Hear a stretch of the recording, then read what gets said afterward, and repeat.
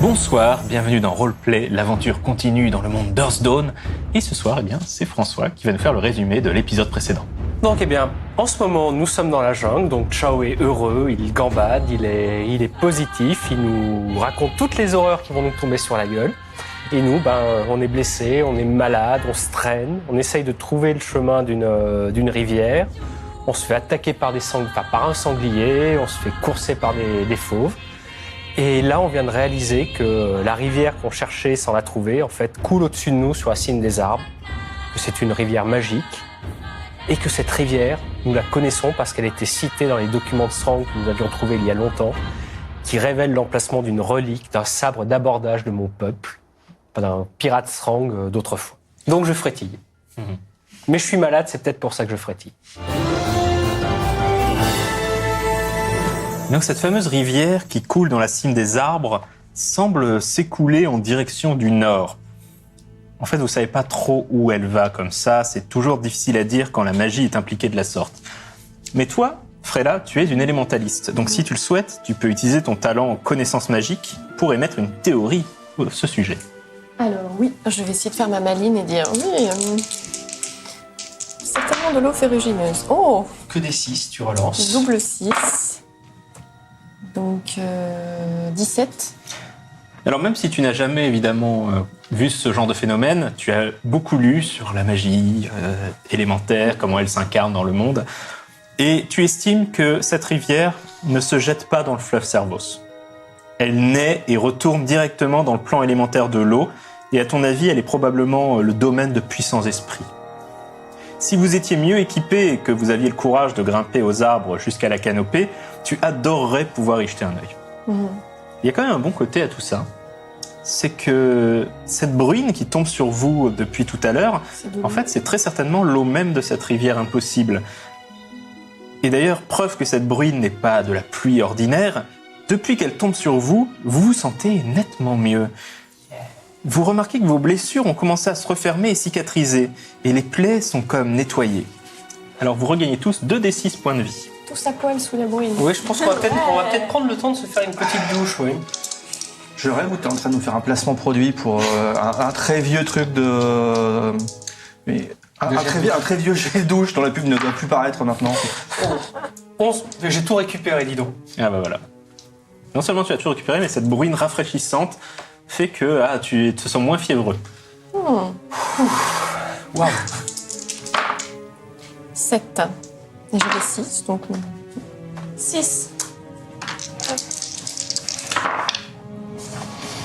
9 points de dégâts, j'ai récupéré la moitié de mes dégâts. Et oui, c'est vrai que toi, t'avais morflé contre le sanglier en plus. Oui. Alors, à partir de maintenant, en gros, vous avez deux options. Vous pouvez continuer votre chemin vers l'est, dans la direction où vous savez que vous finirez par tomber sur le fameux fleuve Servos. Ou rester sous la rivière magique, mais ça veut dire la suivre en direction du nord. Alors, moi honnêtement, je me sens pas d'être obligé d'assommer le Strang pour l'empêcher d'aller chercher son trésor. Donc... Écoute, je suis un reptile raisonnable, j'ai le sang-froid. Je saurais me plier aux besoins du groupe. Mais bon, l'occasion est quand même belle, avoue-le. En fait, on n'a rien à offrir Oui, en plus, il y à a la demoiselle, là, donc... Alors la demoiselle, elle est vieille de... Elle était là avant le châtiment, donc... Je m'entraîne pour pas l'offenser, tu vois. Oui, non, c'est vrai, tu as raison, il ne faut pas la traiter de vieille peau. Vieille peau, tout ça, non. Je le note. Il ne faut pas. Avec un peu de bol, il n'y aura pas que l'épée dont dont parlait le papier, il y aura peut-être d'autres trésors, et ça, ce serait pas mal. Tu as raison. Ouais. Effectivement, c'était quand même un pirate. Si ça se trouve, il a enterré des trucs avec. Ouais. Et puis, on est... Enfin, ouais. Après, on n'est peut-être pas prêt non plus à rester trop longtemps dans cette jungle, quoi. Alors moi, je suis toujours partante pour les trésors, ça c'est évident. Mais il faut penser au fait qu'on n'a rien à bouffer. Ouais. Alors Il y a des poissons. ça, je peux me démerder un peu. Ouais. T'as de la Oui, il y a les survie, poissons. t'as de la survie, j'ai du pistage, on peut trouver des trucs. On va tomber sur des machins genre le sanglier. T'as confiance, toi, quand même, un peu. Si j'ai pas confiance dans l'environnement qui est censé être le mien, voilà, c'est... Et puis bon, c'est pas pour essayer de tapater, mais si on suit la rivière pour essayer de retourner donc à sa source, peut-être qu'à un moment, on va passer un endroit où elle basse un peu plus bas, où on pourra mieux la voir, où elle Ouais, passera... d'accord. Voilà. C'était vrai que c'est facile. intéressant. Il C'était y a des facile. choses à apprendre pour une élémentaliste. Et puis, moi, je resterai bien là-dessous jusqu'à ce que je me sente en meilleur état. C'est surtout ça en fait, on est plus en sécurité. Donc, Moi, direction c'est du pour Nord, toi. ouais. On y va Ouais. pour Et toi. donc à chercher un visage de pierre, si j'ai bien compris. C'est ça, un visage de pierre. Vous marchez pendant près d'une heure sous la rivière, ce qui n'est pas quelque chose de très commun à dire, hein. Au moins comme ça on pourra dire qu'on l'a fait. Malheureusement, la canopée se fait plus dense désormais, sans aucun doute renforcée par les pouvoirs régénérants de la rivière elle-même, et du coup, la bruine finit par cesser. Je me demande s'il y a des gens qui naviguent sur cette rivière. C'est genre des gens en canoë sur la canopée. Ah oui, mon canoë sur la Oh, ce canopée. serait stylé. Vous continuez comme ça encore quelques temps, jusqu'à ce que l'obscurité commence à descendre sur la jungle. Il est temps de camper. On fait des tours de garde. Moi, j'ai fait un cauchemar bizarre en plus la dernière fois. J'espère que ça m'arrivera pas de nouveau. Alors si tu as cauchemardé qu'on était attaqué par des araignées, non, on a été attaqué par des araignées.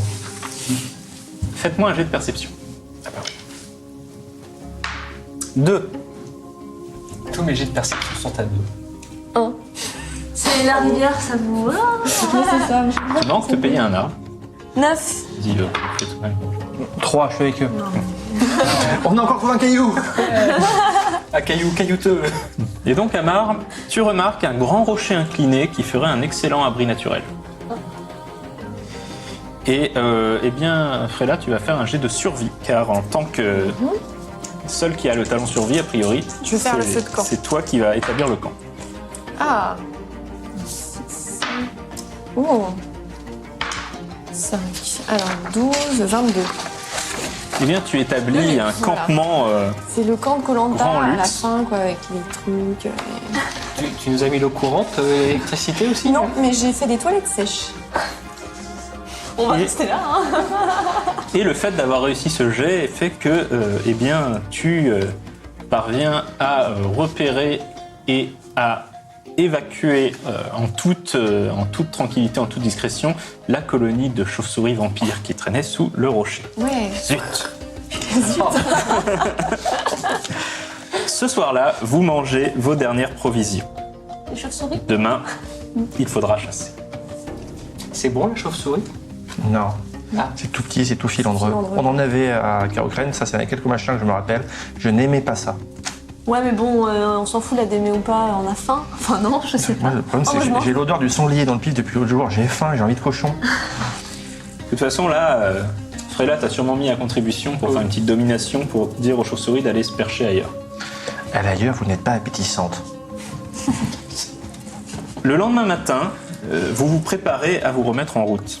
Mais profitez des premières lueurs du jour bien pour aller chasser. Donc comme le suggérait Chien qui ronge, en combinant vos talents respectifs de survie et de pistage, vous pouvez vous occuper de ça tous les deux. Et ces chasses et cueillettes, on n'a pas de végétariens dans le groupe, c'est bon, on peut ramener n'importe Je sais quoi. pas, je trouve que les maîtres des animaux qui mangent des animaux, c'est bizarre, mais si tu veux pas être végétarien. Ça dépend des animaux. Bah, en même temps, c'est les druides C'est qui les mangent des animaux. plantes, ça pourrait Ouais. paraître suspect dans ce cas. Je vais pas faire la vanne, mais les Nethermancers qui fricotent avec des orques, c'est pas commun non plus. Hein. Mais heureusement, on n'est pas au courant. Voilà. J'ai rien dit. D'ailleurs, ça sera coupé au montage. Bah, faites chacun un jet du talent en question. 6. Alors, comment te dire Des 12 plus des 6. Oh là C'est là. pas un peu planté dans ton jet de dés? C'est des 10 plus des 6, mais voilà, j'ai réussi à faire 2. Donc, je vais décréter qu'il n'y a aucun animal dans la région. C'est probablement la truc élémentaire qui les fait fuir. On a qu'à manger de chat, c'est pas grave. Voilà, c'est. Quoi Je me demande à quel moment t'avais proposé ça. priori- C'est quoi ton problème avec ce furet? Filament, changer. Je l'aime bien Tu ce veux changer furet. quelque chose dans tes matrices? Ouais. Oui, vas-y. Dans ma matrice, je vais mettre voix des oiseaux de nuit, vu qu'on est un petit peu dans le thème, comme ça. Ça fait quoi? Ça fait que je peux appeler les oiseaux de nuit à nous Comme dans aider Disney. pour plein de trucs. Donc c'est plutôt cool. Mais ça marche que la nuit, pardon. Comme, Bah ouais, ça marche que la nuit, mais bon. Elle a des petits oiseaux qui On s'est fait attaquer pas mal de fois la nuit, donc je vais faire là-dessus. Et du coup, j'enlève l'emprise spectrale. Donc, eh bien, Frela et Chien qui ronge, vous ne ramenez pas de viande, vous ramenez des baies, des noix, comme celles que vous aviez vues les tonnes d'huile en train de manger. Voilà, ça va pas être ça va permettre de tenir, mais c'est pas non plus l'extase. Hein. C'est pas la faute s'il n'y a aucun animal dans les coins. Et pendant que eux sont partis chercher à manger, Amar et Xodrelpa, eh bien, vous êtes en charge de ranger le campement et de rassembler vos affaires. Donc, eh bien, vous me faites un jet de perception. 2. Non mais sérieux quoi. Non, mais elle est moi, pas- Eux, ils sont partis chasser. Ah, mais oui, c'est vrai. Et sur toi. 8. Voilà. Amar, alors que tu tends la main vers le sac le plus proche, tu remarques à l'intérieur une sorte de corde enroulée. Là, immédiatement, tu te dis, la corde, on n'a pas eu le temps de la reprendre quand on a quitté le campement. Et puis en plus, une corde rouge estriée jaune, c'est non. Alors immédiatement, tu réalises qu'il s'agit d'un serpent, probablement venimeux vu ses couleurs chatoyantes. Et donc délicatement, tu renverses le sac à l'aide d'une branche en gardant tes distances. Le serpent glisse vers les fourrés sans faire d'histoire, probablement en haussant les épaules. Elle est bizarre cette corde. On aurait Pour pu. reprendre une blague bien connue. On aurait Toi, pu Xodrelpa, alors que tu rassembles les affaires de ton côté, tu observes le rocher sous lequel vous aviez trouvé refuge la veille, et tu ne peux pas t'empêcher de trouver la forme particulière. Tu n'arrives pas à mettre le doigt sur ce qui te donne cette impression. Donc quand vous revenez du coup avec vos baies et vos noix, vous faites aussi un jet de perception. Oui quand même. S'il vous plaît. 4. Ouf. 7. Toi, du coup, vu l'angle par lequel vous arrivez, tu vois le rocher sous une perspective un peu différente. Et tu réalises qu'en fait, les siècles et les intempéries ont érodé les formes et les lignes, mais le rocher devait jadis être sculpté pour ressembler à une tête de Skrang. En fait, vous avez passé la nuit sous la crête. Voilà. Ouais. On avait un serpent dans les sacs, non, c'était dingue, il était tout rouge, tout C'est pas jaune. possible. Il n'y a pas d'animaux dans le coin. C'est pas possible. Ah bon. Ah, mais on aurait pu le manger. Mets-toi là. Ouais, là, ok, quoi. L'heure tournait. Ouais, Tu sais que depuis l'autre jour, tu regardes des cailloux et on n'arrête pas de rater les trucs parce qu'on regarde des cailloux. ouais. Regarde le caillou. Oh bah c'est un caillou, il est pierreux. Regarde mieux le caillou. Quoi, il est pointu. Il est pointu comme un mec de O. A. Voilà. C'est le visage. Ou alors on n'a pas de bol, on est tombé dans la jungle où il y a 2 visages de pierre. Ah merde, c'est possible. Ok, moi je vais me coucher. En tout cas, le parchemin disait là où regarde le visage de Pierre, Ok. et en suivant la ligne de vue de la tête géante, Ouais. vous trouvez rapidement un coin entre 3 arbres et un plant de bambou. Un lopin de terre suffisamment grand pour que quelqu'un puisse y avoir enterré quelque chose. Oh. Et t'as vu, Chao, il y a des bambous. On a des pelles. Voilà. Dans la région, première fois que j'en vois. Oh, intéressant ça. Peut-être un truc qui est en dessous, qui fait pousser Bon, le bambou. bah, ça vous dit de creuser? Ah, ça se mange le bambou. On peut manger des bambous aussi. Oui, aussi. Bref. J'ai faim. Mais on pousse trésor et elle veut Oui. manger du bambou. Alors que, écoute, là, Pas le franchement, dans la centre de quête pour priorité, retrouver hein. Mais le ça se sabre. mange pas, un trésor. Mais écoute, dans la quête pour retrouver le sabre d'abordage, on tient le bambou. Ah non, je cherche ça. Voilà. Alors, Je te donnerais bien un dé d'inspiration et c'est pas le bon jeu. Voilà. t'as du bol qu'on n'ait pas réussi à embarquer les pelles parce que là j'aurais pu taper dessus. Bon, bah, on va essayer de creuser, quoi, de chercher. vas-y, Et après avoir creusé pendant près d'1 heure, J'ai un bouclier d'infanterie, c'est du genre petit bouclier, ça peut servir de. Alors, au moment où tu dis ça, où tu te retournes, tu me vois au milieu du truc. Moi je suis à 4 pattes en train de gratter sous moi. Non, pour me creuser, laissez-moi Les faire. griffes, c'est bien aussi. Par contre, écartez-vous parce que j'en fous partout quand je creuse. et vous parvenez à exhumer un ancien étui en pierre. Il porte le symbole de la maison Tekambras, la maison des eaux vives. Je frétille. Oh. Tu ouvres l'étui et comme tu l'espérais, tu découvres à l'intérieur un long sabre d'abordage Skrang. C'est ce qu'on appelle dans le langage des Skrang un Chivnika, une lame mouvante. Un type d'épée typiquement Skrang. Indubitablement, il s'agit d'une arme magique. Elle est de toute beauté et semble avoir été épargnée par les affres du temps. J'ai envie de pleurer. Je crois qu'on va le laisser seul avec l'épée là pendant 5 minutes. Non, mais ça va, vous êtes mes amis, vous avez le droit de regarder. Alors, c'est la première arme magique que vous trouvez. Et le principe des armes magiques dans Hearthstone, c'est que pour révéler tout leur pouvoir, il faut trouver en fait les connaissances clés, les informations liées à cette arme, qui permet ensuite de tisser un filament entre toi et l'arme, et donc de débloquer tout leur bonus. De se lier à elle. Voilà. Alors, par par défaut, cette lame mouvante, elle fait des dégâts similaires à une épée large, c'est-à-dire force plus 5, ce qui dans ton cas donne 11 a priori. Oui, tout à fait. Mais elle a quand même une spécificité en tant que lame mouvante, c'est pas lié au fait qu'elle soit magique.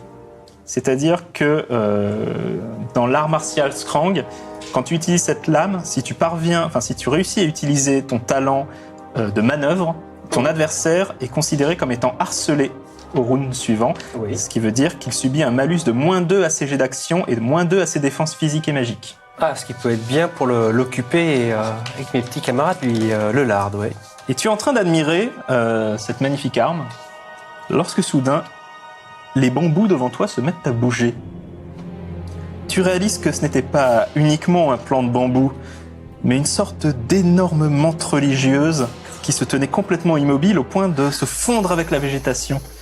Avant que tu aies eu le temps de réagir, elle t'enserre de ses puissantes griffes et plante ses mandibules dans ton épaule. Aïe. La pression exercée est énorme, tu es incapable de bouger. Et tu sens les griffes se resserrer, commencer à traverser ton armure lentement. Donc toi, tu ne peux pas jouer. C'est donc Frela qui commence. Allez, je lui envoie des dards de cristal. Sur elle. Oui, sur elle, pas sur toi. Alors, voilà. Au pire, je te touche dans les genoux, c'est pas grave. Alors. J'adore mes amis. 4. J'ai trop peur de te viser de... Tu ne parviens pas à franchir sa défense magique. Bon, bah, À toi. t'es des dards spectraux, hein. Allez. J'enchaîne. 8. Tu ne parviens pas à franchir sa défense magique. Oh non. C'est à toi, chien qui ronge. Un animal avec une défense magique de plus de 8. Ok. Je fais le tour et j'essaye de commencer à gripper une des pattes et de la briser avec mes griffes pour le libérer. Et 5. La force de cette créature est énorme. Alors, Soit on n'est pas en forme, soit on t'aime pas vraiment. Oui, c'est ça. T'as l'épée dans la main ou... Mais je suis immobilisé. t'as combien d'armure, fille? On compte pas le bouclier, je suppose, donc Non. 5.